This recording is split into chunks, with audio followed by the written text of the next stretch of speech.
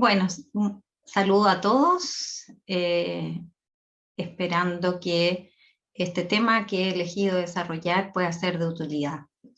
Y quisiera centrarme en el análisis del concepto de daño moral, ¿no?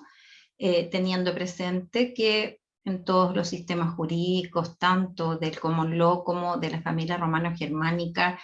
la indemnización del daño moral está admitida, o sea, ya no nos encontramos en el debate antiguo en torno a la procedencia o no de su reparación.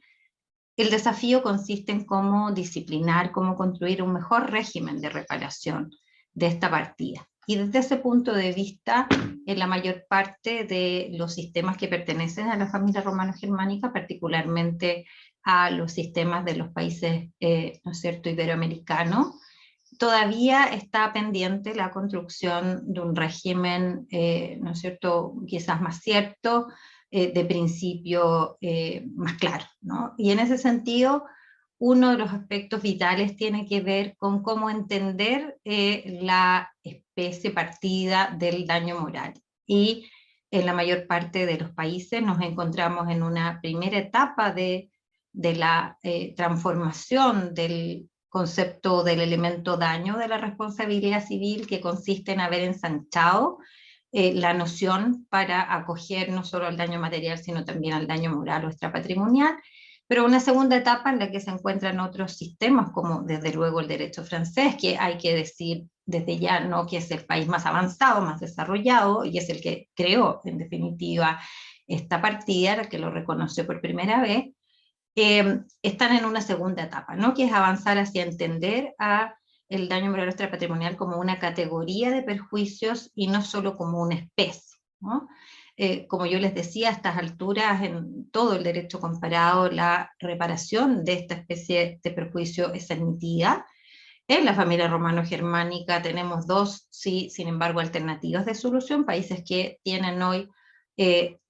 textos en sus normas de derecho común de la responsabilidad que reconocen, ¿no es cierto?, expresamente la reparación del daño moral, versus otros países como es lo que sucede en España, en Francia o por ejemplo en Chile, donde nuestros códigos siguen sin tener, ¿no es cierto?, un régimen, ni siquiera una referencia a el daño moral, y sin embargo la doctrina jurisprudencial abrió las puertas a él hace muchísimo tiempo, y es una partida que se indemniza todos los días, ¿no? Y en uno y en otro caso, lo que nosotros encontramos es que no hay definiciones de daño moral, no encontramos en general definiciones, nociones de daño moral en los textos legales,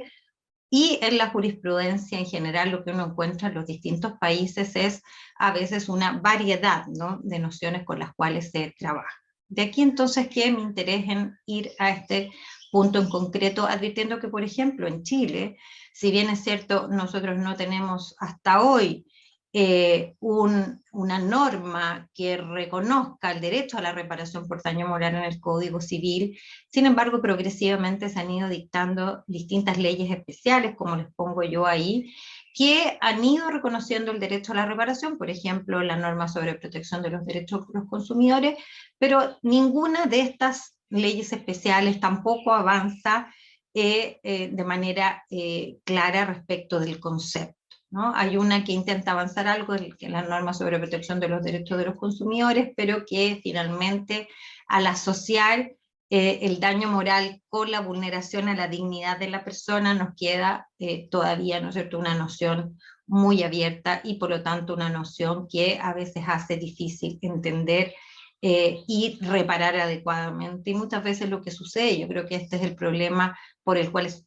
esencial avanzar en el concepto, es que, ¿no es cierto?, muchas veces la indemnización por daño moral parece como una indemnización a cualquier molestia, perturbación, privación, desagrado que tengan las personas en la vida, en sus relaciones sociales o en sus relaciones jurídicas, y evidentemente es un concepto excesivo, ¿no? Entonces, en el estado actual de la reparación por daño moral hay distintos extremos, ahí yo los pongo, ¿no?, el concepto, los límites a la reparación del daño moral derivado de contrato, la evaluación, la prueba, pero hoy me quiero centrar en el concepto, ¿no? Y desde este punto de vista, lo primero es decir que, como afirmaba Capitón, hay ciertas nociones que se resisten a la definición, en el sentido que son realidades que son difíciles de subsumir en una sola noción, y eso es lo que sucede con el daño moral, y así lo observamos en la mirada histórica, ¿no? Y en segundo lugar, el concepto, la nomenclatura misma de daño moral no es una nomenclatura única, ¿no?, en el mundo, sino que nosotros encontramos distintas formas de denominar a esta partida. Por ejemplo, dommage moral o daño moral, como lo denominan muchos de nuestros países, por lo pronto el derecho español, ¿no?, el derecho chileno, siguiendo la expresión francesa, la traducción francesa del dommage moral, ¿no? Pero el derecho italiano lo denomina, ¿no es cierto?, históricamente en el código como daño no patrimonial, en el derecho alemán se le conoce como daño inmaterial, en el common law como non-pecuniary loss, y cuando este daño moral deriva de un incumplimiento contractual también encontramos una variedad de nomenclaturas, ¿no? Daño derivado de incumplimiento, daño contractual, daño derivado de contrato. Por lo tanto, de inmediato, la revisión de esta variedad de nomenclatura nos permite advertir la dificultad que hay, ¿no?, para construir una noción de daño moral y caracterizarlo. Y esto proviene primero, obviamente las razones que explican esta dificultad tienen que ver con las dificultades para distinguir el daño material y moral, que en muchas hipótesis se da porque en realidad hay un cruce, ¿no? No siempre tenemos un solo daño moral puro, es decir, que la afectación solo produce una consecuencia extrapatrimonial, sino que muchas veces tenemos el bien que ha sido afectado, por ejemplo, un derecho de la personalidad, por ejemplo, el derecho al nombre, produce consecuencias tanto, ¿no es cierto?, extrapatrimoniales como patrimoniales, y eso hace que estas categorías se crucen, ¿no? Y a veces eso hace difícil, por lo tanto, deslindar exactamente dónde se encuentra la frontera. En segundo lugar, obviamente el concepto de daño moral va vinculado al concepto de daño con que un sistema jurídico trabaje. Mientras esa noción de daño es más amplia, en realidad, mientras más esa noción de daño no es una noción jurídica, sino que es una noción fáctica, en términos de que daño es sinónimo de exactamente el concepto que el diccionario de la Real Academia otorga, es decir, daño se entiende simplemente como sinónimo de afectación, perturbación, malestar, y no se construye una noción jurídica de daño para distinguir al daño en sentido jurídico, el daño resarcible, de lo que puede ser el daño en sentido ordinario común, entonces obviamente la noción de daño moral tiende a ser una noción muy lata, que de alguna manera representa el que cada vez que ¿no es cierto?, no se obtiene algo, por ejemplo, hay daño moral, que es lo que sucede a veces, ¿no es cierto?, y al menos así lo vemos nosotros en Chile con la indemnización por daño moral derivada de afectaciones o de posibles, ¿no es cierto?, incumplimientos e infracciones en el ámbito del consumo, ¿no?, donde en definitiva parece ser que cada vez que no se obtuvo una prestación, cada vez que un servicio, ¿no es cierto?, no fue dado de la manera en que se esperaba y por lo tanto hay un incumplimiento contractual, entonces eso es constitutivo de daño moral, haciendo sinónimo la molestia, ¿no?, el desagrado que produce el incumplimiento de un contrato, puesto que evidentemente, como siempre le digo a los alumnos, las personas no van celebrando contratos simplemente porque no tengan nada más que hacer, sino que obviamente celebran contratos con el objeto de satisfacer una necesidad, y por lo tanto cuando se incumple el contrato, evidente que hay una molestia, ¿no es cierto?, un desagrado, pero no podemos transformar esa molestia o desagrado en un daño moral, porque esto significaría entonces simplemente tener que afirmar que todo incumplimiento contractual genera daño moral, ¿no? Y eso tiene que ver con una ausencia, ¿no es cierto?, de depuración de lo que es en definitiva esta partida. Y en segundo lugar, otra dificultad para avanzar hacia un concepto de daño moral es que las modalidades de apreciación de lo no patrimonial son distintas, y por lo tanto el régimen de reparación del daño moral no puede ser idéntico al régimen de reparación del daño material, y eso nos obliga a avanzar, ¿no?, en un régimen propio. Pero eso depende, obviamente, de que tengamos claro el concepto y tengamos claro la naturaleza, ¿no? El concepto es esencial para distinguir lo que es mera afectación, perturbación, desagrado, molestia de lo que es un daño moral, y en segundo lugar tener claro que el daño moral es de naturaleza personalísima y que por lo tanto, aunque por ejemplo varias víctimas sufran daño de una misma causa, eso no significa que todas van a tener derecho a la misma reparación. Ni siquiera significa que todas tengan derecho a una reparación, porque obviamente tiene que ver ahora con la posición concreta, con las circunstancias personales particulares de cada víctima, para ver si en realidad hubo un daño o cuál es la entidad del daño, ¿no es cierto?, que ha sufrido. Y desde este punto de vista basta con que nosotros miremos la evolución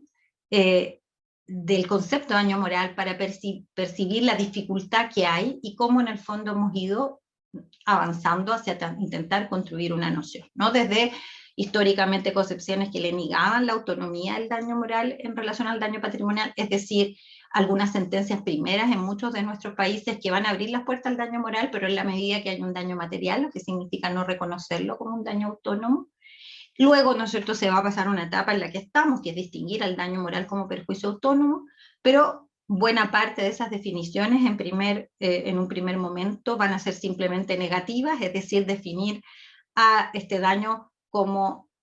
algo que no es, ¿no es cierto?, es todo perjuicio cuyo objeto no es un interés moral, que no repercute en el patrimonio, que carece de equivalencia pecuniaria, pero bien sabemos que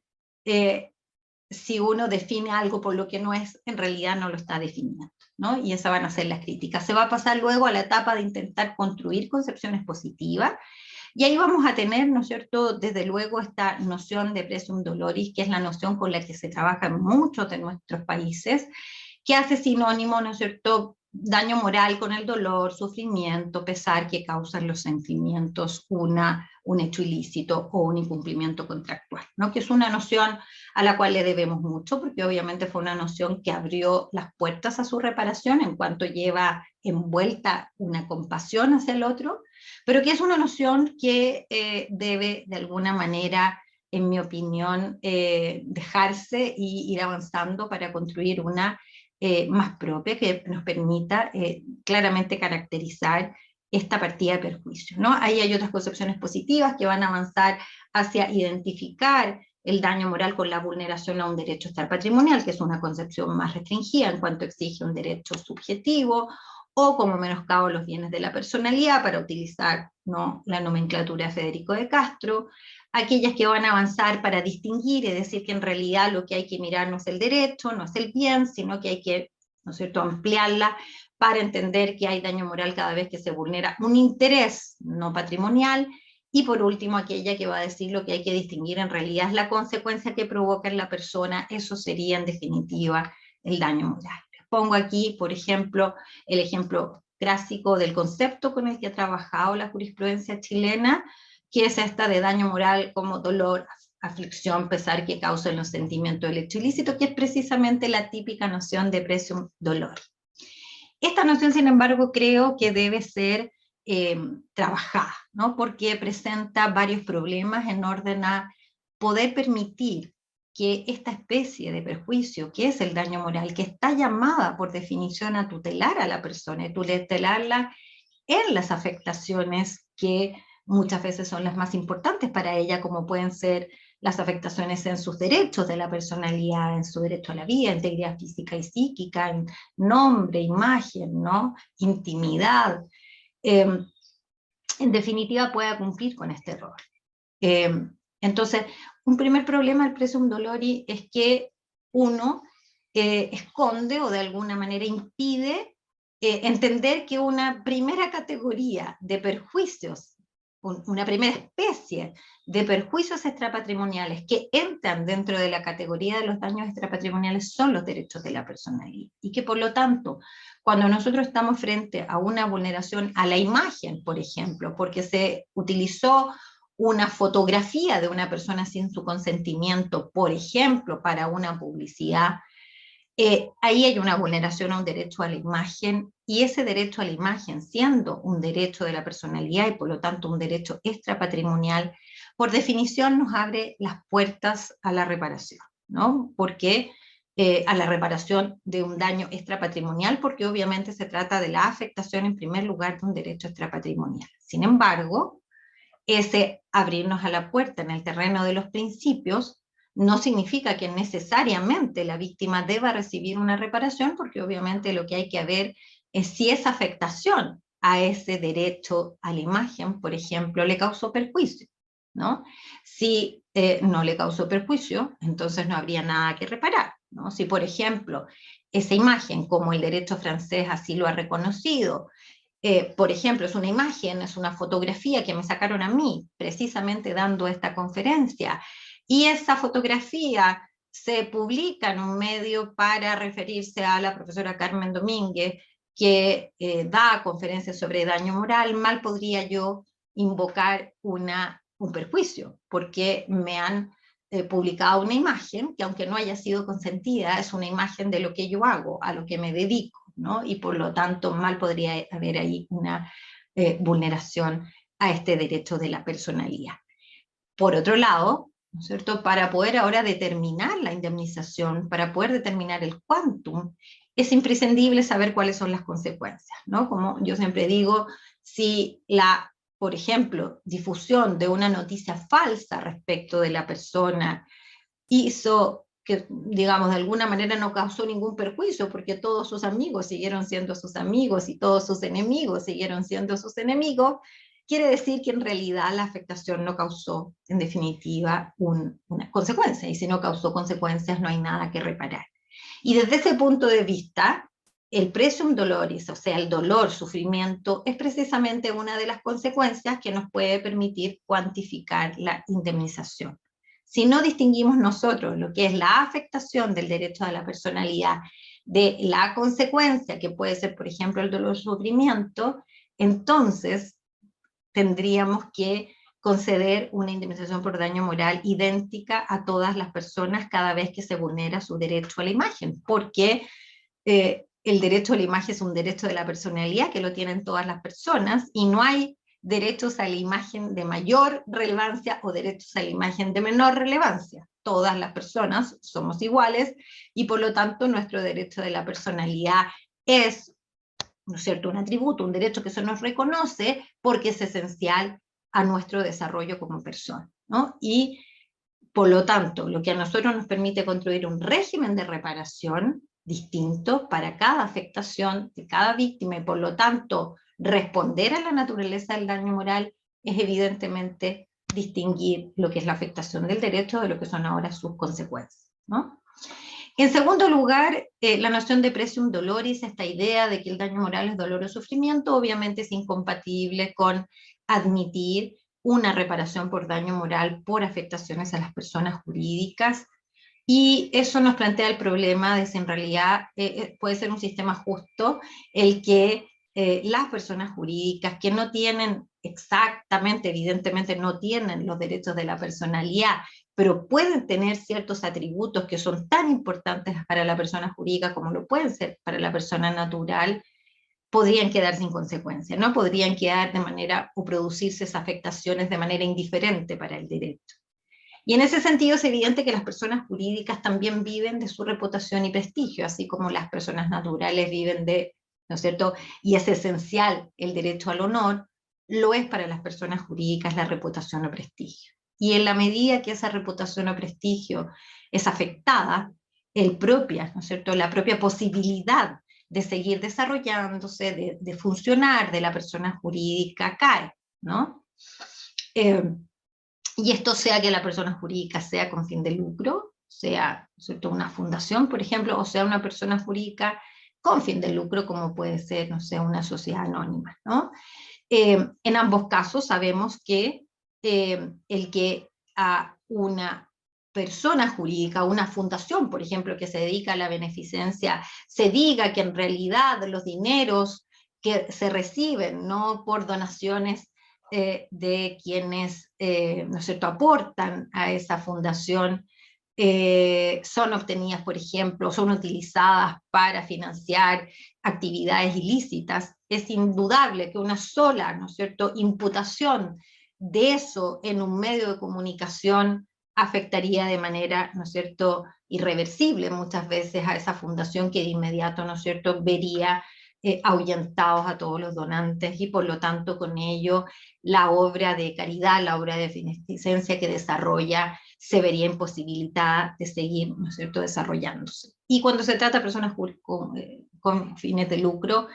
claramente, ¿no es cierto? Si nosotros decimos que una determinada marca, un determinado producto, ¿no?, que consumimos es fabricado en condiciones de higiene insalubres, y esto es difundido en los medios de comunicación, obviamente que causa una afectación también a veces irreversible a la, ¿no es cierto?, actividad que esa persona jurídica desarrolla, ¿no? Y en la medida que esa imputación sea falsa, afecta la reputación y prestigio en términos que puede ser que incluso ya no pueda seguir desarrollando la actividad. Y es evidente que la afectación a esa reputación o prestigio es un perjuicio extrapatrimonial y debiese ser indemnizado, ¿no? Eh, por supuesto, dejo de lado la cuestión de cómo evaluar, ¿no?, ese perjuicio extrapatrimonial, que obviamente es más difícil cuando se trata de personas jurídicas con fines de lucro que cuando se trata de aquellas que no lo persiguen, ¿no? Pero ese es otro tema. Y en tercer lugar, creo que nosotros tenemos que avanzar, y ese es ¿no es cierto?, la etapa en la que debiéramos de alguna manera trabajar, es en entender en realidad al daño moral como una categoría de perjuicios extrapatrimoniales, ¿no? Y es lo que nosotros podemos ver que ha ido sucediendo en los países, sistemas jurídicos más desarrollados en materia de reparación del daño moral, como sucede, yo les decía, en Francia, donde hoy ya el daño moral es más bien una categoría de perjuicios extrapatrimoniales, ¿no? Entonces, recapitulando un poco, lo primero es obviamente verificar que el esfuerzo por definir esta partida es complejo,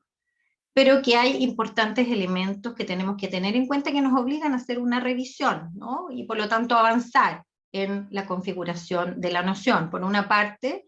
creo que la nomenclatura, en aquellos países que utilizan la nomenclatura de daño moral, es difícil poder borrarla, es difícil poder derogarla, porque en muchos casos ya está en el Código Civil o está en los textos, en leyes especiales, y además está completamente incardinada, ¿no?, en la cultura jurídica. Pero creo que avanzaríamos si asociáramos el moral al extrapatrimonial, ¿no? Y eso nos haría avanzar hacia cambiar esta comprensión y entenderla más bien como una categoría. Y lo segundo es que en materia contractual, me parece que la nomenclatura más correcta es aquella que invoca y denominar al daño moral en materia contractual como el daño moral derivado de contrato, que nos permite mostrar que el daño moral no cambia de naturaleza ni cambia de alguna manera de régimen en términos absolutos solo por el hecho de provenir del incumplimiento contractual, salvo está obviamente las modificaciones que se pueden introducir a su régimen que provienen de la autonomía de la voluntad en materia contractual. Pero el daño mismo es el mismo, sea que se cause como incumplimiento de un contrato que provenga de un hecho ilícito. Y en cuanto al contenido, creo que tenemos que avanzar hacia entender, ¿no es cierto?, al daño moral como una categoría. Desde este punto de vista, me parece que el concepto debiera ir más en la línea del que les propongo, entender al daño moral o extrapatrimonial como el menoscabo o lesión a un derecho o a un interés no patrimonial por alguien que se encontraba obligado a respetarlo, lo que nos permite, por una parte, entender que este daño a veces se configura efectivamente por la vulneración de un derecho subjetivo, por ejemplo, de un derecho de la personalidad, imagen, como yo les ponía, nombre, intimidad, integridad físico-psíquica,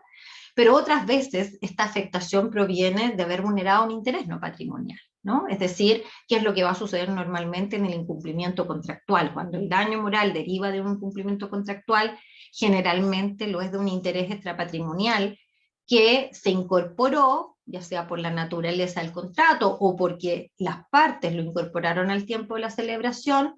a los intereses que el deudor debía respetar o debía proteger, ¿no? Que es lo que, por ejemplo, sucede, ¿no?, en el caso de los novios que compran un paquete de luna de miel, explicando que obviamente este paquete de viaje que comprende, ¿no?, los pasajes, que comprende la estadía en un hotel, que comprende distintas excursiones, es parte cardinal de, en definitiva, este momento especial, este momento, ¿no es cierto?, importantísimo en sus vidas, que es el contraer matrimonio, ¿no? Y cuando eso se ve frustrado, porque resulta que al final el viaje pasa a ser un auténtico suplicio, es que ahí se ha incorporado, obviamente, en la celebración de ese contrato un interés no patrimonial, que era este interés, ¿no? De alguna manera afectivo que va envuelto, y por lo tanto, en la medida que este se infringe, tiene que ser indemnizado. Y también esta definición nos permite referirla tanto al incumplimiento contractual como al hecho ilícito, porque simplemente aludimos a alguien que se encontraba obligado a respetarlo, y esa obligación de respetarlo puede provenir sea del incumplimiento contractual, sea del hecho ilícito.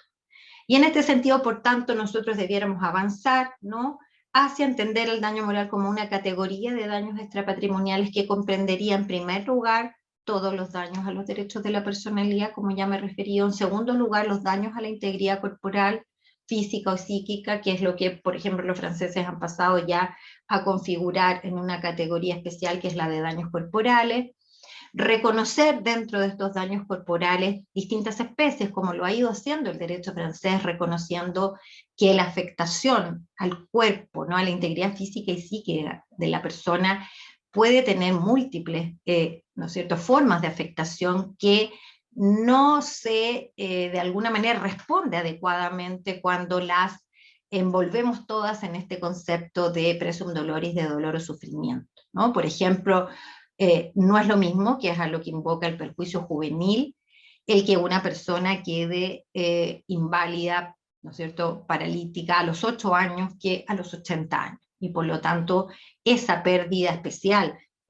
tempranamente, obviamente que tiene que recibir una indemnización, una reparación, ¿no es cierto?, esa partida, ¿no? Lo mismo el perjuicio estético, ¿no? Una cosa es el dolor o sufrimiento, que está en el presum doloris, en la categoría francesa, que es el dolor físico. Otra es el que, obviamente, aquel que, por ejemplo, por efecto de un accidente de tránsito, quedó con severas quemaduras en el rostro, que le dejaron, ¿no es cierto?, cicatrices muy, muy ostensibles, tiene una afectación particular, que no es solo dolor o sufrimiento, sino que es la afectación a su propia consideración, a la consideración de sí misma, que varía, ¿no es cierto?, y se ve irremisiblemente afectada para siempre, ¿no?, porque obviamente se percibe distinto y percibe que el resto lo percibe distinto. Y por último, en esta categoría entrarían los daños a los intereses no patrimoniales, que son, en general, como yo les decía, las vulneraciones que vamos a encontrar como consecuencia de un incumplimiento contractual, ¿no? Vamos a encontrar en el incumplimiento contractual muchas veces que lo que hay es, por ejemplo, la responsabilidad médica, la vulneración a la integridad física y psíquica que el médico estaba obligado, ¿no?, a cuidar, la vulneración, y eso van a ser, ¿no es cierto?, derechos subjetivos, porque ahí hay un derecho a la integridad física y psíquica, está envuelto, pero en la mayor parte de los incumplimientos contractuales lo que nosotros vamos a tener más bien son contratos típicamente patrimoniales, típicamente económicos, por ejemplo, contrato de compraventa, ¿no?, que en principio uno debiera decir su incumplimiento no debe dar lugar a daño moral porque era una transacción de intereses económicos, pero eso no significa que, por ejemplo,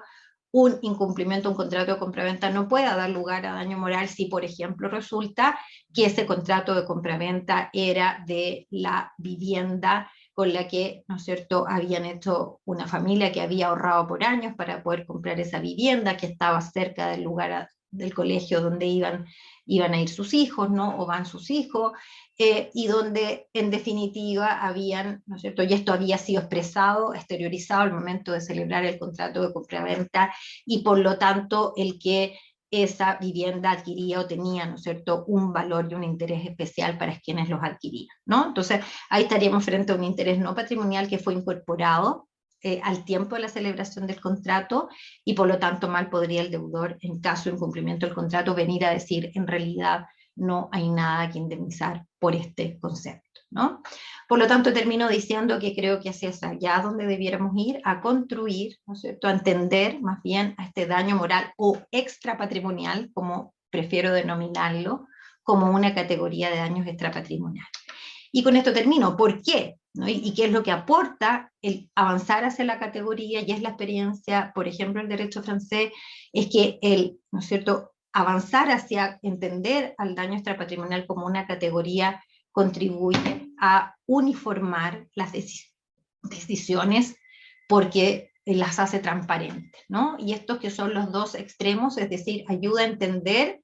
a todos los operadores del derecho, a los abogados de la víctima, a los abogados del responsable, a las compañías de seguro, ¿no? En general. Por lo tanto, ¿cuándo en realidad, cuáles son los elementos, ¿no? ¿Cuáles son los aspectos que están siendo indemnizados cuando se ordena reparar el daño moral? Y eso avanza y permite avanzar en la evaluación del daño moral, que bien sabemos jamás va a poder ser una evaluación matemática o objetiva, porque lo subjetivo nunca se va a transformar en objetivo, pero nuestro desafío está en cómo hacemos de esa evaluación una evaluación uniforme, quiere decir que para idénticos o similares casos la reparación sea similar, y que sean más transparentes, es decir, que nosotros podamos entender realmente qué es lo que se está reparando y que el daño moral no sea, como algunos lo han llamado, ¿no?, una verdadera lotería judicial. Muchas gracias.